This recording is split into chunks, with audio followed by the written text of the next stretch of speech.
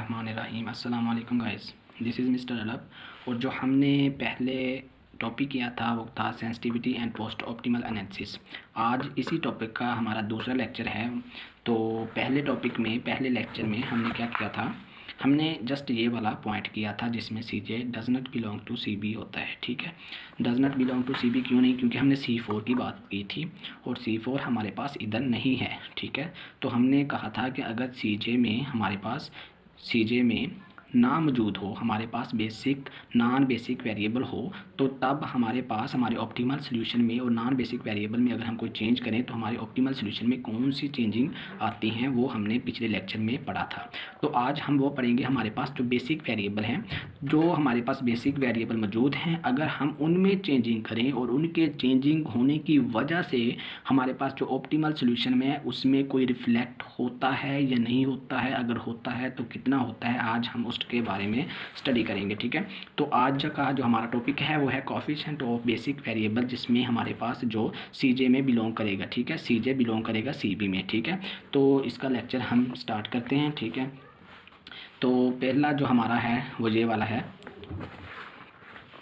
जिसमें हमारे पास case one है। जो पहले हमने किया था वो था केस टू। ठीक है, पहले जो हमने किया था वो था केस टू। इसमें हमारे पास क्या आ जाएगा, variation in C three, sorry इधर था, इधर आएगा सी जे। ठीक है, वेरिएशन इन सी जे। तो C J does belong to C B, जो सी जे हमारे पास है वो बिलोंग करेगा सी बी में। ठीक है, जो हमारे पास इसमें बेसिक वेरिएबल मौजूद होंगे और हम सी जे को सी बी आर भी लिख सकते हैं। ठीक है, उसके बाद जो हम इसको क्योंकि सी जे की फॉर्म में है तो हम जेड जे लिख सकते हैं, जी जे, और इसका फार्मूला आता है सी बी एक्स जे।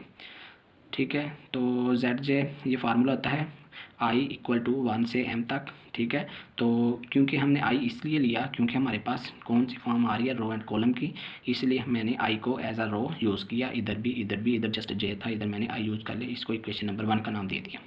ठीक है, अब हम चेंज लेके आ रहे हैं। तो जो पिछला लेक्चर था उसमें हम चेंज लेके किस में आए थे, उसमें हम चेंज लेके आए थे गाइस एक्स जे में। किस में चेंज लेके आए थे, एक्स जे में चेंज लेके आए थे, इसमें सी जे में, सॉरी सी जे में चेंज लेके आए थे।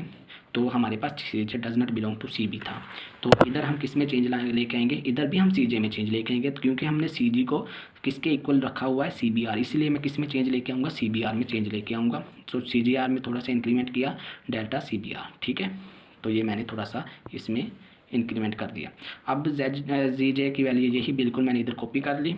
इसके बाद जो हमारे पास 1 से m तक है वैल्यू, तो देखें 1 से m तक वैल्यू है, तो इसका मतलब इसमें कोई r की वैल्यू आई से अगर 1 से वैल्यू m तक है तो इसका मतलब इसमें कोई r भी मौजूद होगा। तो मैंने क्या किया, 1 से m तक वैल्यू रख ली और जो r था उसको इसमें से निकाल दिया, उसकी वैल्यू सेपरेट करके प्लस करके अलहदा लिख दी, इसको इक्वेशन नंबर 2 का नाम दे दिया।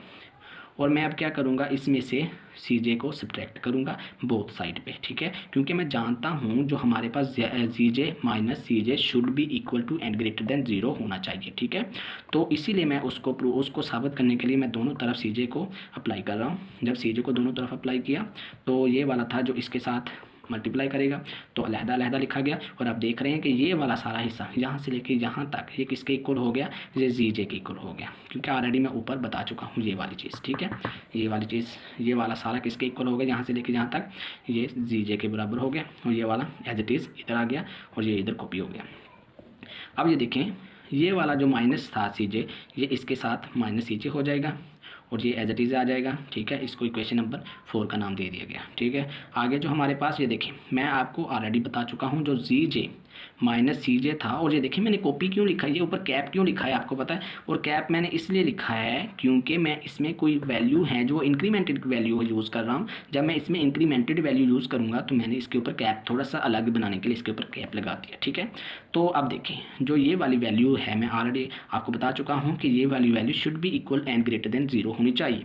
जब हमारे पास लेफ्ट हैंड राइट अगर greater than and equal to 0 है तो मस्ट बी हमारे पास जो राइट हैंड साइड है वो must be equal to and greater than 0 होनी चाहिए।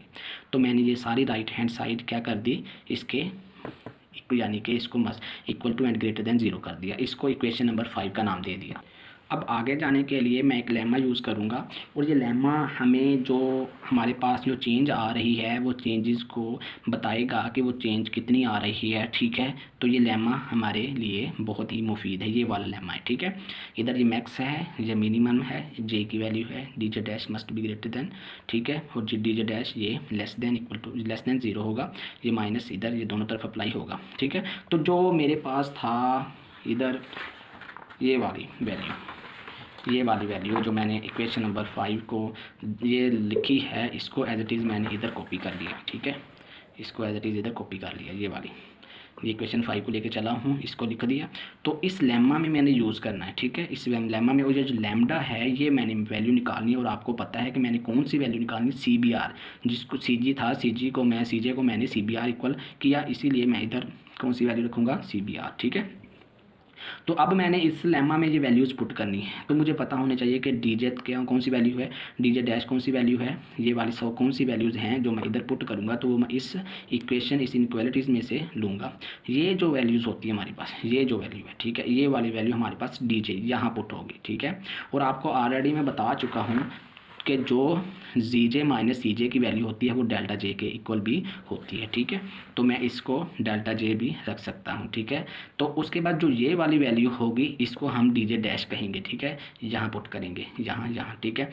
तो जो ये वाली जो मैं आपको बता रहा हूँ जिसमें हमने जिसको मालूम करना है, जिसमें हम चेंजिंग लेके आए हैं और जिस वैल्यू की रेंज हम मालूम करना चाहते हैं, जिसमें मैं चेंजिंग की है और जिसके चेंज होने की वजह से हमारे ऑप्टिमल सोल्यूशन में क्या रिफ्लेक्ट होगा, कौन सी चेंजिंग आएगी, उसको मैंने मालूम करना है। तो उसको मैंने लैम्डा का नाम दे दिया। अब आपको फिर बताता चलो, ये डीजे है, ये डीजे डैश है और ये कौन सी वैल्यू है, लैम्डा है। ये मैंने सारी वैल्यू इधर पुट कर देनी है, ठीक है। तो लेम्मा को यूज़ करते हुए ये मैंने आपको ऑलरेडी बता चुका हूँ कि ये जो वैल्यू होती है इसको मैं डेल्टा J भी नाम रख सकता, ठीक है। तो इसकी जगह डेल्टा J, ठीक है। तो ये डीजे डैश था, डीजे डैश की जगह कौन सी वैल्यू, XRJ, ठीक है। तो XRJ आ गया। तो जो हमारे पास है J एज इट इज़ इधर आ जाएगा, ठीक है। तो DJ की कौन सी वैल्यू है, ये वाली, ठीक है, डेल्टा J इधर आ जाएगा। तो इसकी वैल्यू कौन सी है, XRJ, वो इधर आ जाए। इसको मैंने इक्वेशन नंबर 6 का नेम दे और इसी इक्वेशन को यूज़ करते हुए मैं नेक्स्ट जो हमारे पास जो भी क्वेश्चन आएगा, जो भी एग्जांपल आएगी, उसको लेके वो मैं इधर पुट करके इसकी रेंज मालूम करूँगा एज इन मैक्स एंड मिन, ठीक हो गया। तो अब मैं इसको और आगे लेके चलता हूँ एज ऑब्जेक्टिव फंक्शन के लिए। जब हम किसी चीज़ का ऑब्जेक्टिव फंक्शन की वैल्यू मालूम करते हैं कि कितनी इस पर डिपेंड, इतनी कौन सी वैल्यू को जो हम अगर जो भी इधर इसमें से चेंज आएगी हम उस वैल्यू को मालूम करके देखेंगे कि Z में कितनी वैल्यू जो हमारे पास ऑप्टिमल सॉल्यूशन में कितनी वैल्यू चेंज हुई है। उसके लिए मैं इसी के साथ कोरिलेट करते हुए आगे लेके चलता हूँ। तो आपको as in general form Z is equal to CBX जो पीछे आप पढ़ के आए हो, इसको मैंने पीछे बता चुका हूँ आपको कि जो मैं इधर आपको बताता हूँ, ये वाली वैल्यू CBX, ये जनरल फॉर्म में मैंने इधर लिखी है। तो CBX भी, ठीक है, लिख दी इधर। तो इसको मैंने एज इट इज़ कॉपी किया है पीछे से। तो जो ये वाली है इक्वेशन 2 थी जो मेरे पास, इधर मैंने इस इक्वेशन 2 का नाम दिया है ये वाली, ठीक है। ये वाली जो इक्वेशन 2 है इसको मैंने एज इट इज़ इधर कॉपी किया हुआ है, ठीक है, ये वाली, ठीक है। उसके बाद मैंने क्या किया है, ये वाली ये जो था इसके साथ मिल गई, ये CBR इसके साथ मिल गई, XBR के साथ, ये सारा इकट्ठा हो गया। तो ये वाला अलग रह गया, ठीक है। तो ये वाला इसके साथ मिल गया और ये वाला जो इसके साथ मिल के यहाँ हो गया। और जो ये वाली वैल्यू है वो ऑलरेडी आपको बता चुका हूँ, ये वाली वैल्यू किसके इक्वल है, Z के इक्वल है, ठीक है। तो मैं इसकी जगह, इस सारे की जगह Z लिख सकता हूँ और इसकी जगह ये एज इट इज़ कॉपी कर दिया। ये हमारे पास जो फाइनल सोल्यूशन होगा वो उसकी वैल्यू यहाँ लिखी जाएगी, एक यहाँ से मालूम की जाएगी, जो यहाँ से जहाँ वैल्यू आएगी डेल्टा CBR, वो डेल्टा CBR की वैल्यू यहाँ पुट की जाएगी और Z की वैल्यू जो हमारे पास होगी वो ये वाली वैल्यू होगी, Z की वैल्यू, ठीक है, ये वाली Z की, ठीक हो गया, ये वाली Z की वैल्यू होगी, सॉरी ये XBR की वैल्यू होगी और Z की वैल्यू मैं आपको अभी मैं आपको एग्जाम्पल के साथ लेके चलता हूँ। ओके, ये देखिए एग्जाम्पल, ठीक है। तो पहले हमने क्या किया था, हमने इसमें एग्जांपल में क्या बता रहे हैं, how much C3 and C4 can be increased, ठीक है। C3 और C4 क्योंकि इसमें नहीं है, does not belong to CJ में बिलोंग नहीं कर रहा, तो इसका मतलब ये तो हम कर चुके हैं। अब इसकी बात कर रहे हैं कि जो बिलोंग करता है, जो इसमें बिलोंग करता है हम उसकी बात कर रहे हैं। तो इसका मतलब ये वाली चीज़ को लेके चलेंगे, ठीक है। तो अब जब हम इस वाली चीज़ को लेके चलते हैं तो इसी के हिसाब से आगे हम क्वेश्चन को स्टार्ट करते हैं, ठीक है। तो वेरिएशन किस में होगा हमारे पास, जो मैंने इधर बोला है C3 में, क्योंकि C3 इसमें बिलोंग करता है, C3 CB में मौजूद है। आपको पता है C3 किस में मौजूद है, CB में मौजूद है, ऑलरेडी मौजूद है, ठीक है।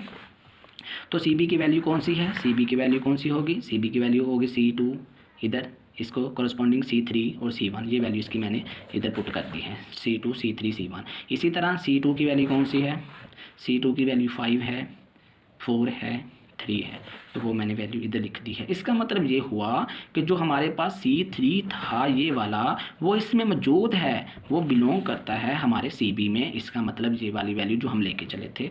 तो इसी तरह क्योंकि मैंने CJ को क्या रखा था, CBR, क्या रखा था, CBR, तो अगर हम रो ऑपरेशन में इसको लेके चलें तो CBR क्या होगा, CB1 CB2 CB3। अब देखो इधर ये वाला और इधर ये वाला, ये दोनों की प्लेस और ये वाला दोनों सेम प्लेस पे है ना, तो मैं इन दोनों को इक्वल रख सकता हूँ। CBR किसके इक्वल है, CB2 और C3, ठीक है। तो अगर देखो ये R है, तो R की जगह कौन सी जगह आ रही है, ठीक है, ये वाली चीज़ें मैं रख सकता हूँ CB2, ठीक है, क्योंकि ये वाली और ये वाली।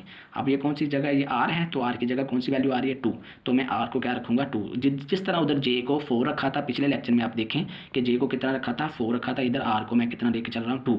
तो मैं अगर C3 में चेंज लेके आता हूँ, ठीक है, पिछली तरह जैसे जिस तरह मैंने CJ में चेंज लेके आया था, इसी तरह C3 में अगर चेंज लेके आता हूँ तो वो CJ कितना चेंज होगा, C3 प्लस डेल्टा C3, ठीक है, हो गया। तो ये एरो नहीं है, ये चेंज हो रहा है, इंक्रीमेंट हो रहा है, ठीक है। और इसी तरह अगर C3 में चेंज लेके आऊँ तो CB2 में अगर चेंज लेके आऊँ तो वो कितना होता है, CB2 प्लस डेल्टा CB2, ठीक है। तो मैं इसको, अब ये क्वेश्चन यूज़ हो रहा है, ठीक है, इस क्वेश्चन को लेके चलता हूँ और रेंज मालूम करता हूँ। जब रेंज मालूम करने, तो आपको मैंने बताया था कि रेंज मालूम करने के लिए लेमा यूज़ होगा। तो लेमा की जो फार्मूला है वो मैं आपको ऑलरेडी बता चुका हूँ कि लेमा का कौन सा फार्मूला है, वो ये वाला फार्मूला है, ठीक है, ये मैं ऑलरेडी प्रूव कर चुका हूँ, ठीक है। अब देखिए मैं लेमा के अंदर वैल्यू पुट करूँगा, तो R की वैल्यू मैंने कौन सी वैल्यू ली, R की वैल्यू 2 ली, और मैं CB2 को लेके चल रहा हूँ, तो मैं इधर R की जगह क्या लिख दूँगा, 2, इधर R की जगह क्या लिखूँगा, 2, इधर R की जगह क्या लिखूँगा, 2, इधर R की जगह क्या लिखूँगा, 2, जिधर जिधर R आ रहा है उधर मैं 2 लगा दूँगा, ठीक है, एक ये हो गया। अब मैं जो मेरे पास क्वेश्चन आया है वो कौन सा क्वेश्चन है, ये वाला है, तो इसमें मैं डेल्टा J XRJ इनकी वैल्यू लिखूँगा, ठीक है। तो अब देखो ये क्या है, डेल्टा J, तो मैं आपको बता चुका हूँ कि डेल्टा J कौन सी वैल्यूज़ हैं, डेल्टा J वाली वैल्यूज़ कौन सी हैं, ये वाली वैल्यूज़ हैं, ये कौन सी वैल्यू हैं, डेल्टा J वाली वैल्यू है। तो मैं कौन सी वैल्यूज़ लेके चल रहा हूँ, ये वाली वैल्यूज़ लेके चल रहा हूँ, ग्रेटर देन, ठीक है, 0 से जो बड़ी हैं, मतलब जो पॉजिटिव हैं वो वैल्यू मैं इधर लिखूँगा, ठीक है। तो XRJ कौन सी वैल्यू होगी, इधर कौन सी होगी, 2, इधर कौन सा वैल्यू होगी, 2 का मतलब है दूसरी रो, जो I का मतलब क्या था, दूसरी रो, तो इसका मतलब मैं ये वाली रो यूज़ करूँगा, कौन सी रो यूज़ करूँगा, ये वाली रो यूज़ करूँगा। तो ऊपर क्या लिखूँगा, ऊपर मैं ये वाला लिखूँगा, ये वाली, ठीक है, ऊपर मैं कौन सी चीज़ लिखूँगा, ये वाली, और नीचे मैं कौन सी चीज़ लिखूँगा, नीचे मैं ये वाली।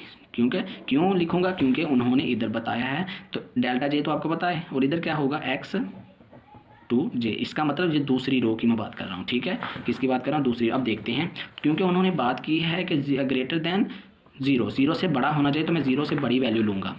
ये भी 0 है, ये भी यूज़ नहीं होगी, ये भी 0 है, ये भी यूज़ नहीं होगी, ये भी 0 है, ये भी यूज़ नहीं होगी।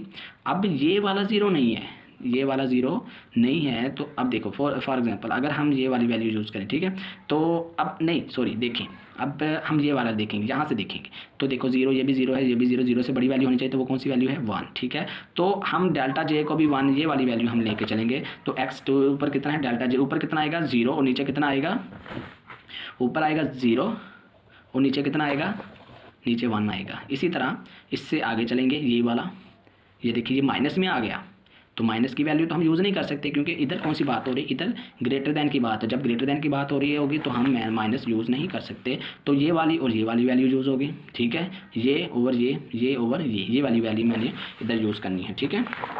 तो देखिए ये वाली, देखिए ये देखिए, सबसे पहली वैल्यू कौन सी है, 0/1, ठीक है, 0/1, तो देखिए मैंने इधर 0/1 लिख दी। उसके बाद पॉजिटिव वैल्यू कौन सी है, ये तो पॉजिटिव वैल्यू नहीं है, ये नेगेटिव है, इसलिए मैंने नहीं लिखी। तो ये वाली और ये वाली वैल्यू लिखी, क्योंकि ये दूसरी रो को मैं यूज़ करूँगा। तो ये देखिए 24/40, ये वाला मैंने ये वाली वैल्यू लिखी। और कौन सी पॉजिटिव है, ये भी पॉजिटिव है, ये भी पॉजिटिव है, तो ये दोनों वैल्यू मैंने लिखी ऊपर नीचे, क्योंकि फार्मूले को यूज़ करते हुए लिखना है, ठीक है। इसी तरह अब मीन की बात करते हैं, तो मीन की बात में क्या होगा, वो लिखा हुआ है कि दूसरी रो को यूज़ करें, दूसरी रो को यूज़ करते हुए कौन सी वैल्यू लेनी, जो 0 से नेगेटिव में फॉर्म, यानी कि 0 से लेस हो, मतलब कि नेगेटिव फॉर्म में हो। तो नेगेटिव फॉर्म में आपको क्लियरली नज़र आ रहा है कि ये वाली है, जब नेगेटिव फॉर्म में ये वाली है तो आप इसको ओवर इसको यूज़ करेंगे, ठीक है। तो ये देखो जस्ट यही वैल्यू नेगेटिव वाली हमारे पास वैल्यू ये है, जस्ट इसके अलावा कोई भी नेगेटिव वैल्यू इस रो में नहीं है, तो जब नो में और कोई नेगेटिव तो ये यूज़ होगी, ठीक है। तो देखिए इसके बाद हमारा क्वेश्चन ये 40 ये सारा कैंसिल, 41 ये सारा कैंसिल हो जाएगा। तो अब हम इसमें से देखेंगे कि जो हमारे सबसे मैक्सिमम वैल्यू, तो हमारे जो फार्मूला में था वो नेगेटिव यूज़ होता था, तो इसलिए मैंने नेगेटिव हर के साथ देखो अब ये नेगेटिव ये बड़ा है, तो ये देखो अगर नेगेटिव के बाद तो सबसे बड़ी वैल्यू हमारी मैक्सिमम कौन सी वैल्यू है, 0 है, तो मैं इधर 0 लगा दूंगा। तो ये cancel delta CB2 as it is. तो ये मिनिमम, अब देखें इनमें से मिनिमम वैल्यू तो आपको पता है इसमें कोई ऐसी चीज़ कंपेयर करने वाली है ही नहीं, तो यही मिनिमम वैल्यू मैं इधर लिख दूंगा। तो आपको पता है डेल्टा CB2 किसके इक्वल है, C3 के इक्वल है, और CB2 किसके इक्वल है, C3 के इक्वल है। तो C3 की वैल्यू कितनी होगी, C3 की पहली वैल्यू हमारे पास है वो कितनी है, 4 है, ठीक है। C3 की वैल्यू हमारे पास कितनी है, 4 है, वो पीछे ऑलरेडी लिखी हुई है, ये देखें C3 की वैल्यू कितनी है, ये C3 है ना, C3 की वैल्यू कितनी है, 4 है। C3 की वैल्यू मैंने कितनी लिख दी, 4, तो वो मैं 4 इधर लिख दी है। तो ये जो था ये वाला CB2 माइनस, ठीक है। अब मैंने इसमें से क्या कर दिया, एक तरफ ये प्लस कर दिया, ये वाला इसको लेके जा रहा हूँ, इसको लेके चल रहा हूँ CB2 को, तो एक तरफ मैंने क्या कर दिया, माइनस कर दिया ये वाला, और एक तरफ प्लस कर दिया, ठीक है। तो CB2 की वैल्यू कितनी है, 4, और डेल्टा CB2 की वैल्यू कितनी है, डेल्टा CB2 की वैल्यू हमारे पास इधर 0 है, ठीक है। तो इसी तरह ये CB2 किसके इक्वल है, ये वाला C3 के इक्वल है, C3 की वैल्यू कितनी, CB2 की वैल्यू कितनी है, 4, और जो हमारे पास ये वाला हमने डेल्टा CB2 मालूम किया है उसकी वैल्यू कितनी है, उसकी वैल्यू हमारे पास ये वाली वैल्यू इधर यूज़ होगी। अब आपने ये नहीं कह देना कि इधर हमने 45 और 6 लगा दिया तो इधर 0 क्यों लगाया, तो हम इसको देख रहे हैं, हमारी इधर जो वैल्यू थी रेंज की वो ये थी, और इधर जो हमारे पास वैल्यू वो ये है, ठीक है। तो अब जब हमने इसको सॉल्व किया तो ये 4 आ जाएगा, इसको थोड़ा सेल्सियम लिया तो ये वाला आ जाएगा 23/2। तो ये वाली हमारे पास रेंज आई है, क्या आई है, ये वाली रेंज आई है। तो जब हमने फार्मूला लिया था तो उसमें मैंने आपको बताया था, तो जब जो भी हमारे पास रेंज आएगी उसको हम फिर जे की वैल्यू लेके उसको प्रूव करेंगे। तो ये वाला फार्मूला मैंने जो हमारे पास इक्वेशन नंबर 7 बनी है, मैंने वहाँ से ये वाला फार्मूला कॉपी किया है, ठीक है। उसके बाद ये क्या वैसे एज इट इज़ मैंने लिख दिया, इसकी वैल्यू अब मैं लिखूँगा। जी की वैल्यू मैंने जो ली है वो मैंने आपको बताया था कि जी की वैल्यू यहाँ से ले ली है, यहाँ से मैंने जी की वैल्यू जो ऑप्टिमल सॉल्यूशन की वैल्यू थी वो मैंने इधर लिख दी है जी की जगह, और जो ये वाली वैल्यू, ठीक है। तो ये वाली वैल्यू कितनी है, 4, ये वाली, यही है ना वैल्यू, ये वाली वैल्यू मैंने एज इट इज़ इधर लिख दी है, ठीक है। और जो हमारे पास CB2 था वो कितना है, 62/41, 62/41 हमारे पास CB2 कितना आएगा, CB है, तो इसकी वैल्यू कितनी आएगी, जैसे CB1 CB2 CB3 ये वाली वैल्यू हमारे पास कितनी है, ये कितनी है, ये वाली, ठीक है। CB2 है ना, तो 62/41। तो ये आपका कौन सा क्वेश्चन आ गया, ये आपका फाइनल क्वेश्चन का आंसर आ गया, ठीक है। तो यहाँ तक आपका क्लियर हो गया। आई होप कि आपको सारी एक एक बात की समझ आ गई होगी। अगर आपको किसी चीज़ की समझ नहीं आई तो आप मुझसे पूछ सकते हैं, ठीक है। उसके बाद अगर हमारा नेक्स्ट लेक्चर हुआ तो वो इसके बारे में होगा कि अगर हम इसकी राइट हैंड साइड जो हमारे पास कंस्ट्रेंट्स हैं, हमारे पास जो कंस्ट्रेंट्स हैं इनकी राइट हैंड साइड में चेंजिंग लाई जाए, यानी इनको चेंज किया जाए, बी को चेंज किया, ये बी है ना तो स्मॉल बी है, अगर इनको चेंज किया जाए तो हमारे पास जो ऑप्टिमल सोल्यूशन है उसमें क्या रिफ्लेक्शन होगी, उसमें कौन सी चेंजिंग आएगी, अगर आएगी तो कितनी आएगी, वो हम स्टडी करेंगे। I hope it will be clear to you. So अपनी दुआओं में याद रखिएगा। अल्लाह निगहबान।